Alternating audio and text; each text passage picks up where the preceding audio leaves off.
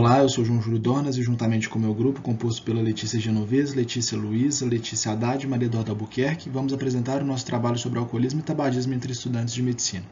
Somos acadêmicos do terceiro período de medicina da Faculdade de Ciências Médicas de Minas Gerais. Uma definição de alguns conceitos, nós temos o tabagismo, que é dado pelo consumo de produtos vindos do tabaco que contenham nicotina. É tida como uma toxicomania caracterizada por inúmeros tipos de dependência e a OMS afirma que deve ser considerada uma pandemia e precisa ser combatida. O tabagismo tem decrescido muito entre os estudantes de medicina desde o início dos anos 90, mas mesmo assim não deixa de ser um fator de preocupação. Já o alcoolismo é dado como uma doença crônica caracterizada pelo consumo regular de álcool, onde o estudante se torna progressivamente tolerante a uma intoxicação produzida pela droga. E quando falamos de álcool, a gente fala de um dos principais fatores de socialização entre os estudantes de medicina, onde mais de 80% deles já tiveram contato com essa substância. Vamos abordar sobre o alcoolismo e tabagismo nos estudantes em geral.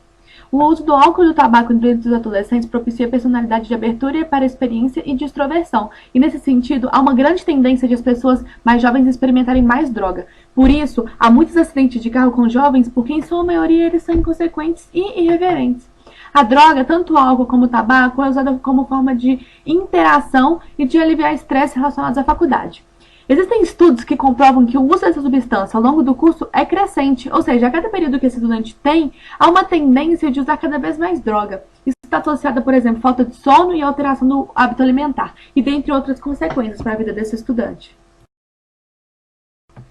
Agora vamos falar sobre o alcoolismo e tabagismo, em particular nos estudantes de medicina.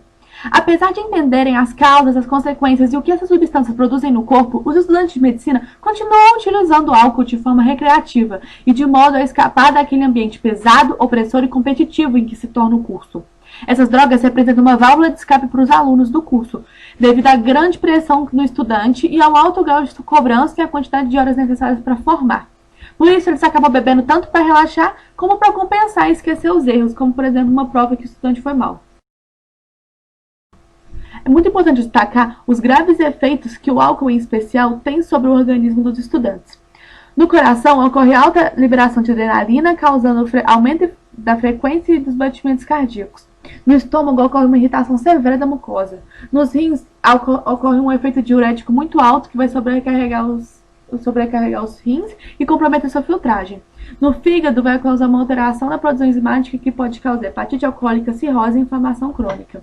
Já no cérebro, pode causar perda do reflexo da memória. E se esse estudante resolver parar de beber? Bom, a depender da quantidade de álcool que ele ingerir, da frequência e da genética desse estudante, ele pode sofrer síndromes de abstinências alcoólicas, que podem variar de leve para moderada para delírio ou tremes. No tratamento, é importante que haja orientação da família e do próprio paciente quanto à natureza do problema e possível evolução do quadro. Também é necessária uma abordagem farmacológica a depender do grau de abstinência alcoólica do paciente. Também é importante para o paciente participar de intervenções psicoterapêuticas, tanto em grupo como individuais. As em grupo podem ser no formato dos alcoólicos anônimos. As intervenções são muito importantes tanto para o paciente quanto para a família do paciente. Nessa representação, nós temos alguns órgãos afetados nos estudantes. A fumaça ela vai atingir a circulação e no intervalo entre 6 e 10 segundos ela vai chegar ao cérebro, onde a nicotina vai agir nos receptores colinérgicos e nos gânglios autônomos, o que vai promover uma resposta estimulante rápida no estudante e a sensação de tranquilidade e prazer, que é buscada para aliviar a rotina bastante carregada. Mas também nos pulmões, ele vai ser afetado com a destruição dos cílios e dos alvéolos, o que vai causar, respectivamente, a bronquite e o enfisema pulmonar. Já no coração, nós temos um fator de risco para complicações cardiovasculares. E, além disso tudo, nós temos um aumento da probabilidade de diferentes tipos de câncer surgirem no fumante. A retirada desse consumo de cigarro pode ser associada à utilização de métodos como gomas de mascar e os adesivos, que permitem que a abstinência da nicotina no estudante não seja tão grande. E assim que esse vício é retirado e os agentes agressores deixam de fazer efeito, nós já temos o retorno do funcionamento pulmonar. Mas é importante ressaltar que os danos já causados, como a destruição alveolar, são irreparáveis e resta apenas a parte saudável do pulmão.